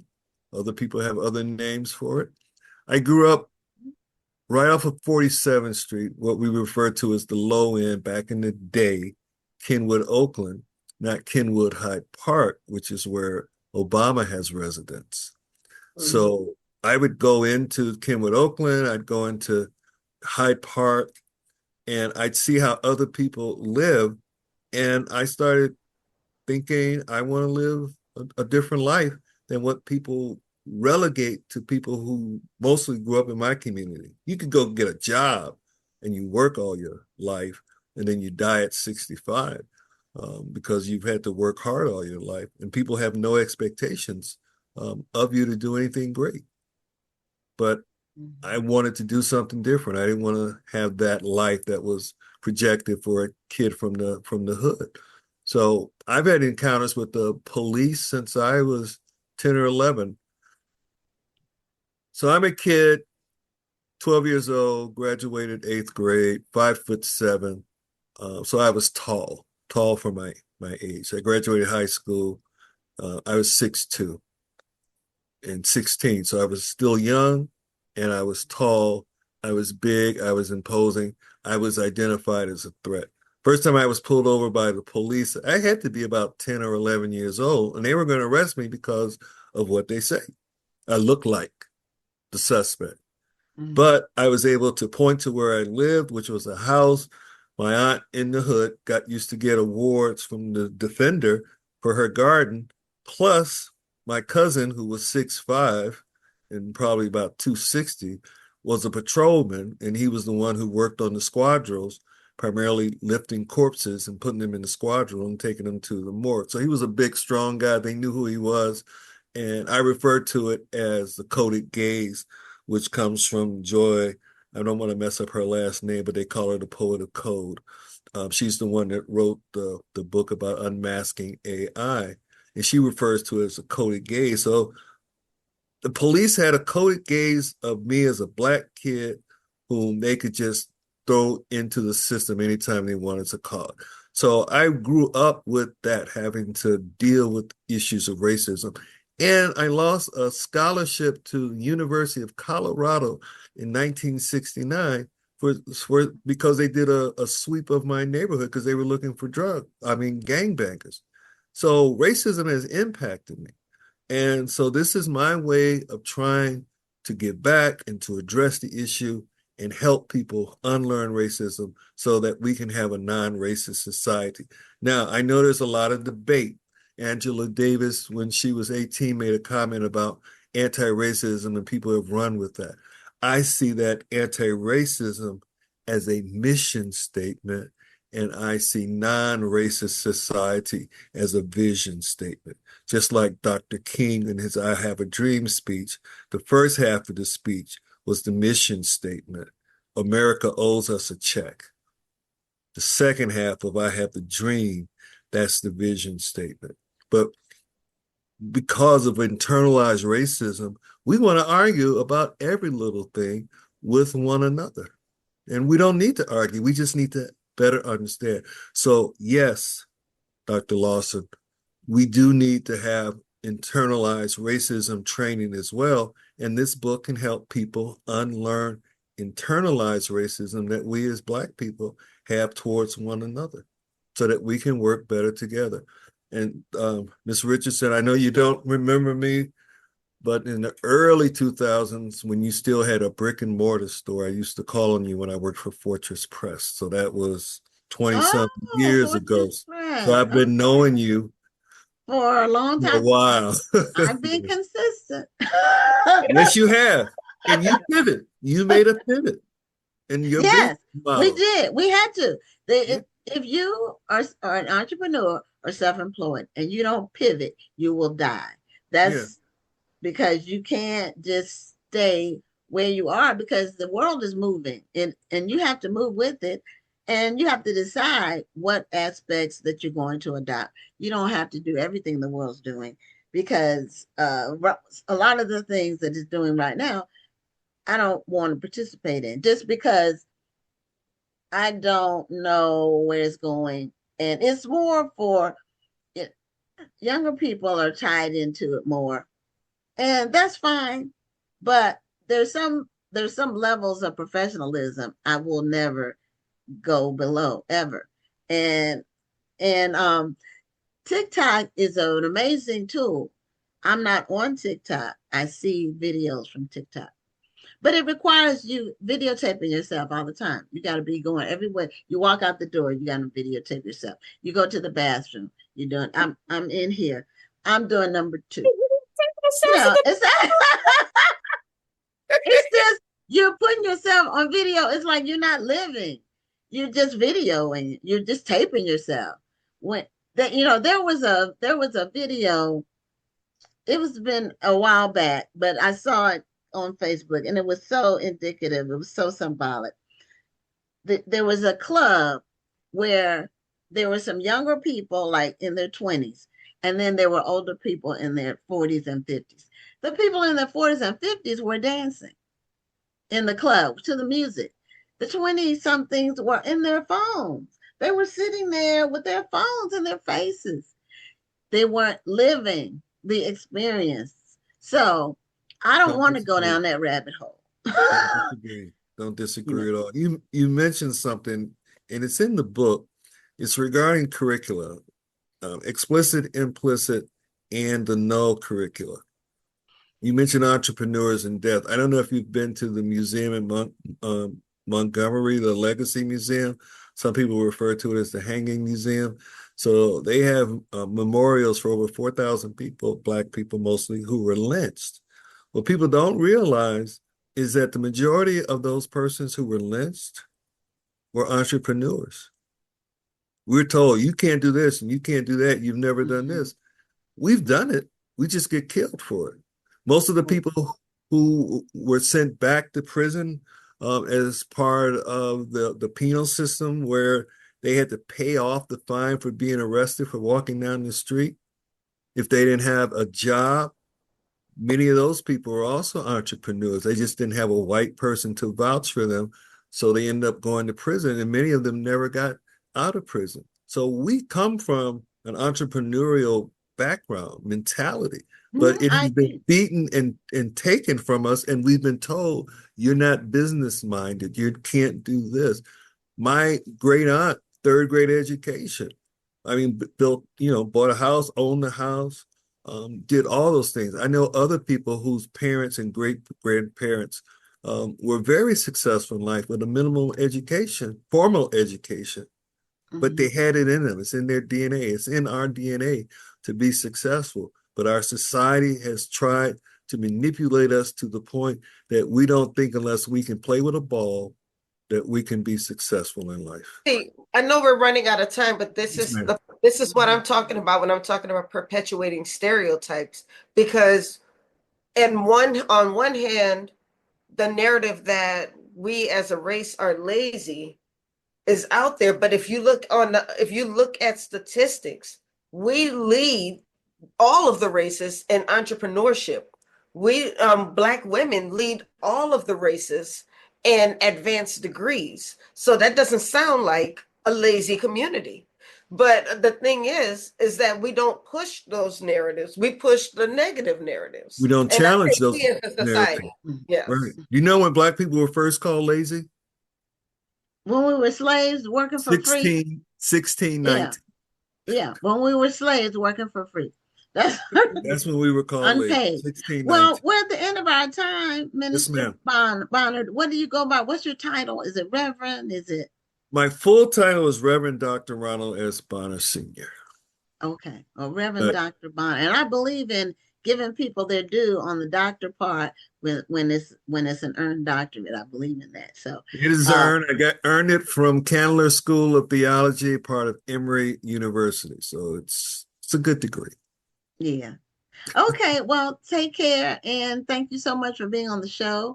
We appreciate you, and continued success with your books. Well, thank you both. I appreciate it. And it's available online and in bookstores.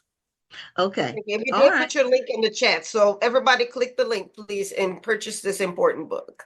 All right. Thank you. Be well. Thank you. Bye-bye. Okay. Good night. All right. Good night. Okay. Well, our final guest logged off. So I'm gonna text. He came on and off. He came on 2 or 3 times. Yeah. And now he's not there. So let me someone asked a question, so I will answer that question, then I'm gonna text him. Bonnie Taylor Williams asked how authors can be guests on the platform. And go to, you see the URL at the top of the screen. Yeah. I sent her the link. I put the link in the chat. But you can go ahead and explain it too, so that way we get it both ways. Yeah. Well, I was gonna just say go to the link, the BlackAuthorsMatterTV.com, and it explains how to be a guest on the show. So we are, and we're rapidly approaching our 6th anniversary next month. It'll be 6 years having this show, and Quan has been on the show. I think this is his 4th time, maybe, but he's been at the festival 3 or 4 times. And I met Quan at the first festival we had at a hotel, and that was in 2009, I think. And we've been friends ever since. But first of all, get off of mute. Yeah, okay. So I can talk about how you just drank from this fountain of youth. Because why do you look 10 years younger than the last time I saw you? Thank you. I'm trying to eliminate the stress from my life. That's what I'm talking about. That's it. Yeah. Eliminate the stress and you get some longevity. Yeah. The stress is a killer for sure. It is. And I'm gonna have y'all cracking up because y'all probably seen me keep going in and leaving the meeting, right? Yes, we did. I was getting ready to text you. No, so I guess Zoom did some type of update. So when I opened it, it didn't look like, and I'm like, something is not right. But when you started the meeting, it got back regular. Okay. So I was like, I felt like the old man. Zoom does stuff, and it's, it scares me because you never know when they're gonna do it. They don't announce it; they just do it. No, and they then just do it affects people.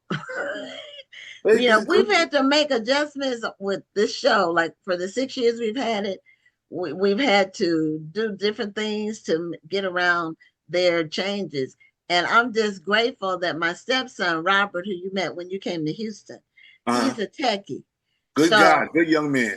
Up on everything that's going on with technology. So, and he learned sitting at the feet of his father, who's now, retired, and he's not part of the tech world as it is now. But he was Willie's like twin.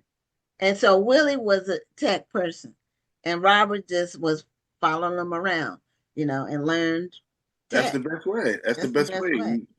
Observe and learn. Yeah.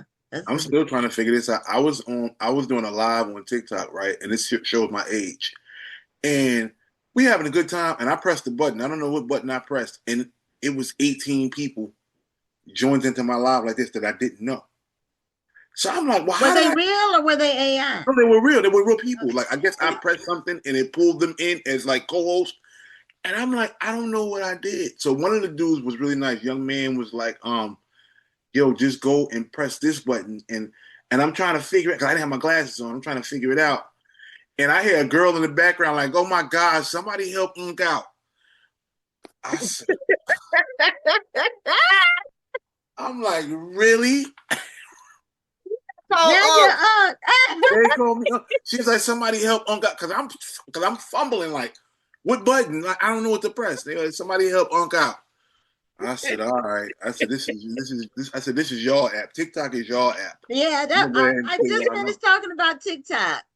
I'm not gonna do videos like that. I'm not gonna be videotaping my life and have people out in my business like that.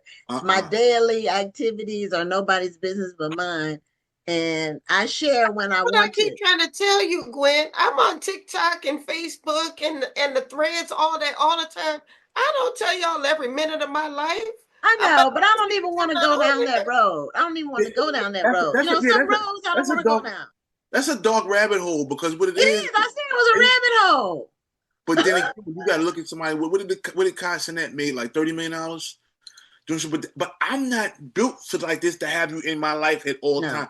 Sometimes I don't want to put on no lotion and look at the camera. I just want to exist however I'm comfortable at the time. I can't have y'all in my life like that. Well, some of them are. Have you ever seen me on the Instagram putting lotion on? No, I haven't. But I tell you what, it's people doing all kind of crazy stuff just to get likes. There's this woman who just sits and eats a platter of food, like a whole family. No, she's not doing that to get likes. That's a culture. That's a culture. Thing makes big money. Yeah, that's what I'm saying. The likes, I mean, about getting likes. She gets paid. I mean likes meaning money. When I said likes, I meant money. Likes are being turned into money, clicks or views or whatever. But that mukbang, that is a thing. That mukbang where people just eat and slurping it, that's a thing. It's a big thing on the internet. Yes. See, I believe the thing has now taken people to like their base, like animalistic level, to where they're not thinking anymore. They're just reacting or doing stuff for attention. It's not the world. I'm not going down that path or whatever. And I know it's out there and it's big, and people say everybody's not on it. I'm not on it, so that means everybody's not on it. But I'm more power to the people who do it. I've seen some people do things that it's not dignified. Where's your dignity? Right. And it's just not. I think they'll regret it later on, or maybe they won't. Maybe the society is where nobody regrets anything. You just do stuff and then you just don't care. Well, I agree with you. There are some people out there doing some crazy things, but it doesn't mean that we have to join with them. I try to stay very classy on my social media. I'm not going to get crazy. I might do some things and crack some jokes or whatever, but you're not going to see me just sacrificing my pride just to get a few more likes. Well, I think I see them, Rhonda, and I think your videos are very tasteful. So you are right. But I think it's the majority on TikTok aren't. TikTok is just a whole nother thing. It started off with the dancing. People just doing about dancing. To say, Quan, you dance on TikTok? Hell no. Hell no. Listen, but all of that stuff comes from Vine. Like TikTok is just a habit of Vine. And people are making money. But again, like Gwen was saying, some people sacrifice their dignity. There's just certain things, like I'm not like even when I go live and I know my readers enjoy it and I do it, when I interact and we have a hoot, but I'm always just anxious. I'm socially awkward. So I'm anxious to be like, especially like when it's that dead time, like if you're talking and there's nobody talking, it feels like I'm talking to myself. Right. Well, what I read somewhere, I don't know where I read it, or I might have seen a video or something, that when you're doing a live and nobody's there, just go ahead and save the live, because you can always cut that video up into smaller pieces, like 1 minute snippets, and that makes even more content. And you can use it for something else. So sometimes I go on a live, even if I'm the only one on there, I'll save that video and I might cut it up and make it into something else later. Now, see, here's the trick. When I go live, I never go live with an agenda or a plan. I'll just cut the Right. camera on and just talk to whoever's on. Oh, okay. So, I never go live without a plan. no, I go live with because that's how I write books. I don't write books with a plan. I just go. Sometimes, yeah, just go ahead and just do Interesting. the stuff. So that's called a pantsy. Isn't that Is the, it? by the seat of your panther. pants? A Oh pantser. yeah, by the seat of your pants. Yeah, Yeah, that's by the seat of your pants. Yeah, Yeah. I'm the total opposite. I'm the I total know. opposite. I know. You know, but it takes all kinds to make a world. Now, tell us about your new book, Which House of one? the Rising Sun. Oh, House of the Rising Sun. Yes, that Do is. you have a copy handy? I do. Hold on. I do. And I was supposed to have them right next to me, so that when y'all asked the question, I was prepared because I felt like the question was coming. Yes. Yes. But it's fine. So, House of the Rising Sun. It's upside down, isn't it? Is it? Oh, I'm sorry. Okay. I'm not good with technology. House of the Rising Sun came out at May 5th. May 5th, Okay. House of the Rising Sun. It's about the Howell family. The husband is a crime writer. It's upside down. What? Who's? So, House of the Rising Sun is about the Howell family. The husband is a crime writer. The wife is a surgeon. The wife grew up in small town Pennsylvania. When her mother passes, she comes back she's been gone for some years. So she comes back to take her mother's old position at the hospital and to continue her medical research. The husband is like this all-American dad, soccer dad. They have this straight-A kid, little Nicky. He's the PTA dad. He volunteers his time at a youth detention center teaching creative writing, but he's very reclusive. He's one of those people that doesn't like to be seen. And come to find out, he doesn't like to be seen because he's hiding a secret. So not long after they move to this town, people start dying. Mm-hmm. And they're dying, and each one of the deaths is connected to a passage from one of his books. So someone is kind of trying to point the direction at him as like being a serial killer. But it really goes deeper than that, and I'm trying to talk around it for people that haven't read it. Yeah, don't do spoilers, No, I'm not gonna do spoilers. So like, and someone is trying to get his attention, and he's like, yo, nobody knows me. Even the picture, like he's so reclusive that even the pictures on the back of his books are not really him. He loathes the limelight. He does not want to be seen. He just wants to live his life and raise his children and, hang out with his wife. But someone is calling him out with these murders. And so he has to figure out who it is, why, and how much do they know. Oh, sounds like my kind of book. So, yeah. Really. Mm-hmm. It sounds like something I would want to read as well. Mm-hmm. Absolutely. Yeah. And see, this is the thing that people get so confused about me. People say, oh, Kawan is a great urban fiction writer. I'm not an urban fiction writer. I was categorized in urban fiction because I like baseball hats and I like smoking weed. But I write a little bit of everything. So like House of the Rising Sun, Black Lotus, and all of those stories, they're all thrillers. They're all thrillers and hard-boiled detective novels, which is where I excel, with a sprinkle of paranormal. Okay. What about Animal? Oh, Animal was, all of the different animals. If you read Animal, and everybody says Animal is one of the greatest urban fiction books series or whatever, but it wasn't that.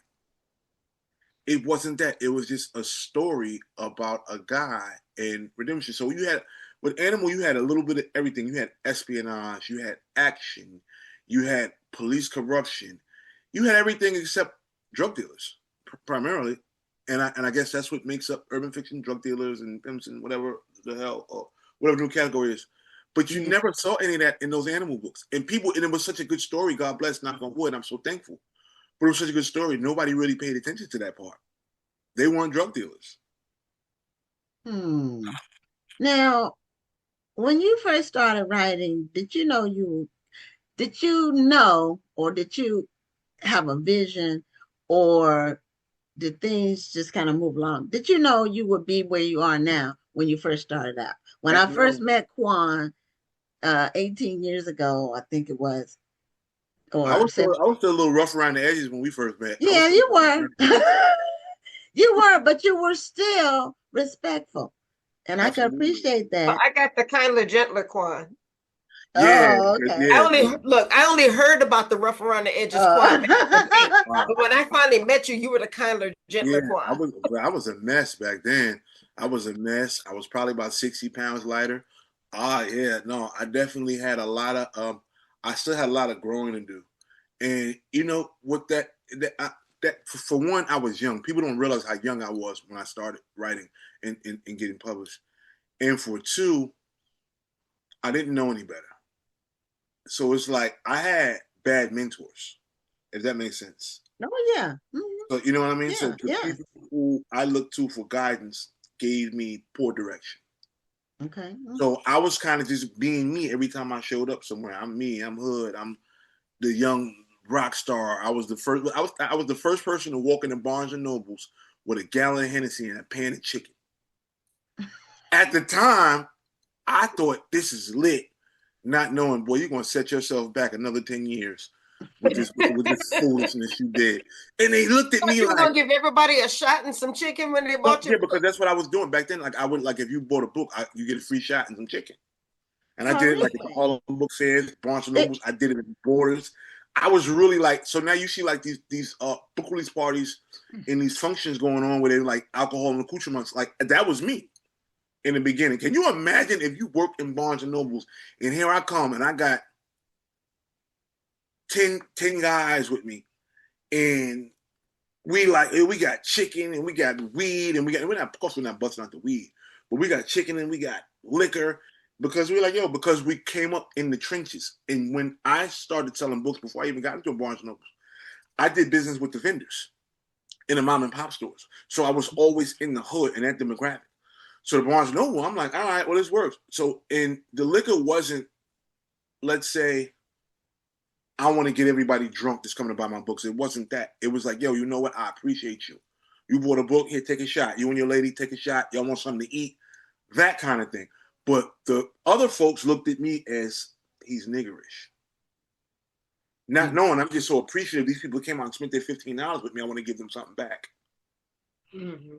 So I had to understand like that won't fly.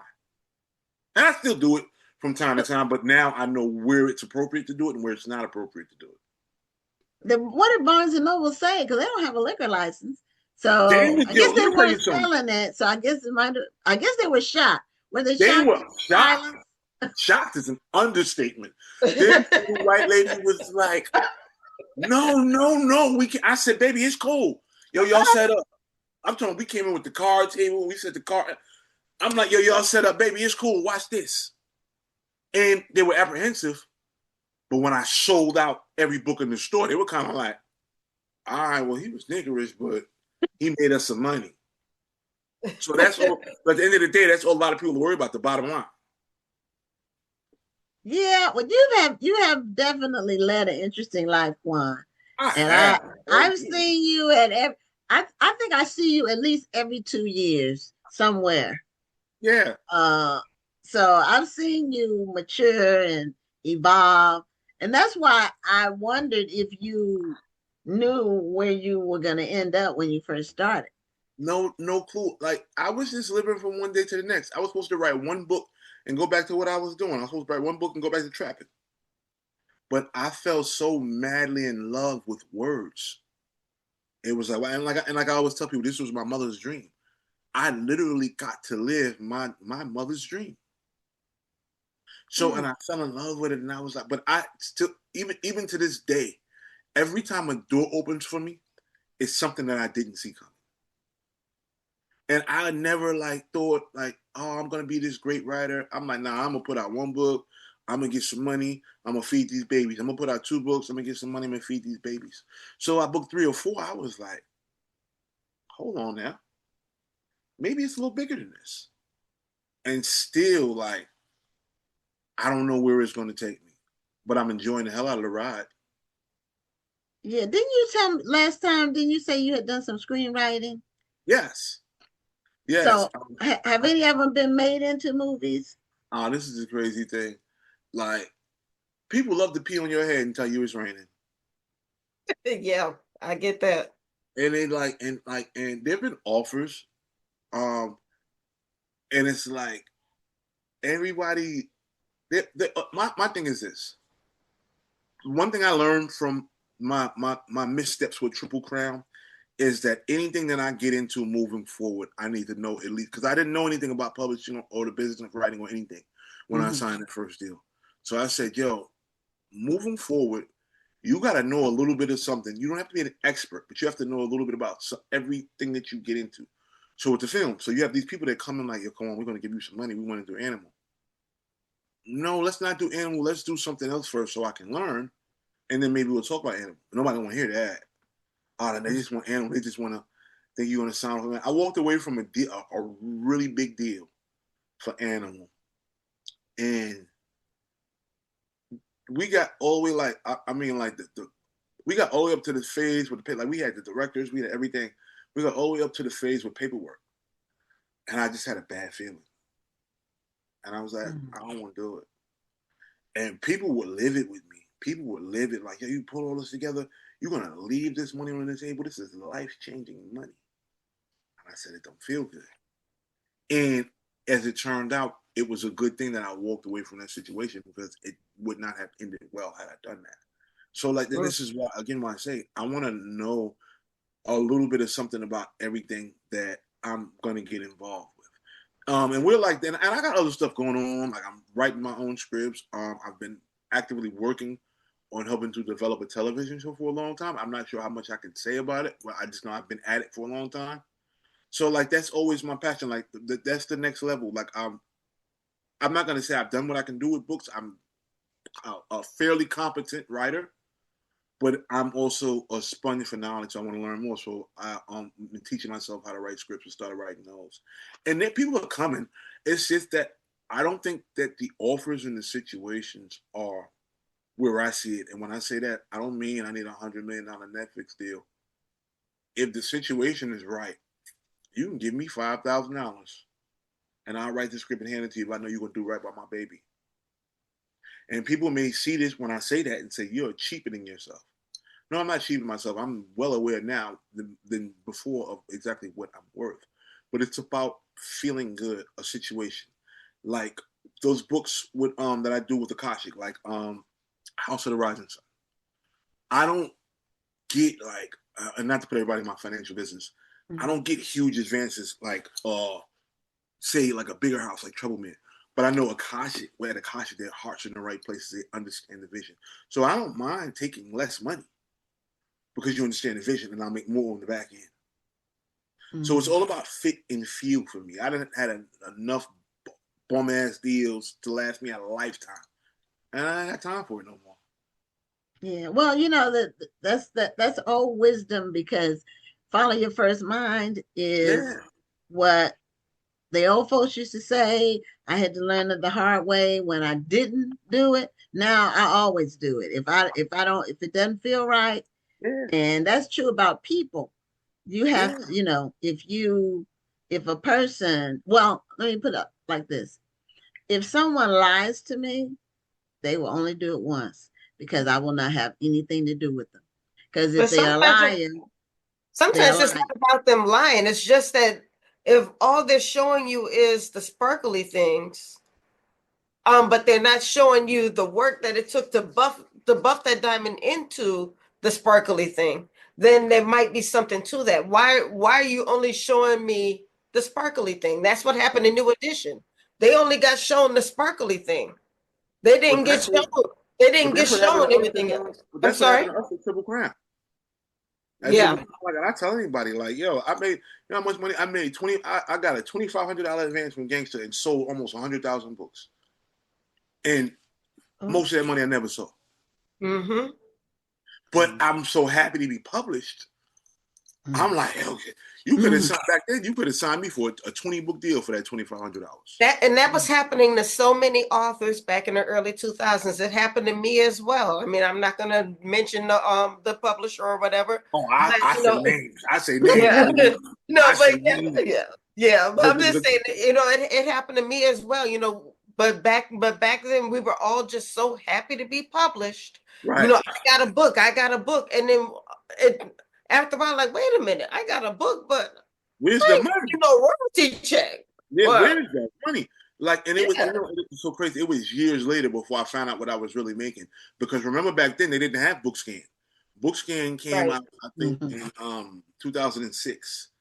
And I was talking to somebody that I was doing some business with, and they would ask me about Gangster. Like, well, how many copies of Gangster do you think? I'm like, I don't know. They were like, now mind you, Gangster, I think Gangster was 4 years old at the time. Mm-hmm. They were like, do you know that you scanned over 80,000 books? Now, mind you, the scan numbers don't include what we sold on the street, what we sold to Right. Right. So I'm like, if I scanned 80 4 years after the book came out, imagine what the numbers I did when it was fresh. Yeah. Well, that happens to creative people. It does. In all the fields, the music, art, writing, the people who are in control, they know you're excited. They know that you want an opportunity. And a lot of the people, they don't get representation. They don't have a lawyer to look at the contract. Right. They're just so excited to get signed that they don't. And then they realize too late that they really signed their own to get screwed. That's when the paperwork they signed. Exactly, because look, and when it took me, I had to fight this lady, and I hope she's watching. I had to fight this lady for 10 years to get the rights. And I say, listen, I tell her all the time, because she still harasses me to this day, but that's another story. I fought for 10 years to get the rights to my books back. And if I told you the dollar amount, you wouldn't believe me. And I said, all of this time, you put me through all of this shit for that? I could have been gave you that. But it's not about doing right. It's about control. I made little jail dude, little street dude, little project N-word. I made you in that control, but I was like a dog on a bone and never let go. Wow. Well, it happened to people at all levels, because Prince, if you remember, he couldn't get his name. So he had to be a symbol for several years because they wouldn't let him use his name. I know. We went to a party like when all this was going on, because 6 degrees of separation. My family, the Prince's lawyer was my family. So they're like, yeah, guys, you want to come out to a Prince is having a party? I want to come out. And we young dudes. I'm talking about we're young. I don't even think Gangster was out yet. We're young. We like, yeah. We go in this party, and then we're like, yo, just don't look him in his eyes. Don't make eye contact with him. All right, man. And this little dude came through, and he was like, what's up, guys? And I promise you, I watched him walk across this room, and this is no lie. I put my hand on a stack of Bibles. His feet didn't move. He floated. Prince, and when all this was going on, he did a concert on, what was it, Webster Hall? We were somewhere in Manhattan, and he did this concert, and Prince, and he was just such a polarizing figure. And that was the thing, because this is the thing, y'all. As creatives, we don't want to be bothered with the nonsense that comes with the paperwork. We just want to create. But we have to be aware, because sometimes, like, all right, and you trust these people. Like the first agent I had, not my current agent, I had hired someone from my neighborhood who was an agent, and I'm like, he was robbing me. He was conspiring with publishers, telling me I'm getting one thing, and he's getting like a kickback. So I'm like, it's always my people. Like, well, and God we trust, and everybody else we check out. And that's really what we have to do. I know that. Trust no one, because there are more dishonest people than honest people. I've learned that from being in business forever. There are more dishonest people than honest people, unfortunately. And also, unfortunately, we're at the end of our time, Quan. So I didn't chat it up. Listen. Yeah. Wrapping it up. Yeah, this is great. House it's upside down again. It's upside down again. The book is upside down. House of the Rising Sun. In stores everywhere. Rising Sun. Trouble Man. Is that in stores now too? everywhere. Your It's book sold out? everywhere. This is published under Questlove's imprint. I don't remember how to get that. This is a story about a detective, a disgraced detective who just came home from prison in the city of Philadelphia. So again, how we were saying about the difference between urban and thrillers. Yes. The thriller. This is a detective. It's like Law and Order, but with black people. Oh, okay. Well, All we right. did put your link for House of the Rising Sun in the chat. So everybody go ahead, click that link, get this book. Yes, let's continue to support. He's been in the game. How many years? What, 20? This is my what is this? 2020. This is my 24th year. 24 Okay, years. 24 years in the game. Yeah. 24 years, baby. I'm still here. Knock on wood. Thank God. And I'm still relevant because Yeah. this is a tough game. This game and cheer you up and spit you out. Amen to that. It is. Well, congratulations again. Thank you And we'll so be much, seeing guys. you in the future, I'm sure, with some other books you're doing next year or the year after. Look, I got one more coming this year. Stay tuned though. Oh, okay. All right. Okay. Have a great night. All right, guys. Thank you. Bye-bye. Okay. Bye-bye. Okay. Well, that's the end of this week's show. And we had a great lineup tonight. We'll be back next week for another episode of Black Authors Matter TV. I'm Gwen Richardson signing off. And I'm Dr. Rhonda Lawson. Have a wonderful evening and a great week. Thank you for tuning in and join us next Tuesday at 7 p.m. Central, 8 p.m. Eastern for another edition of Black Authors Matter TV.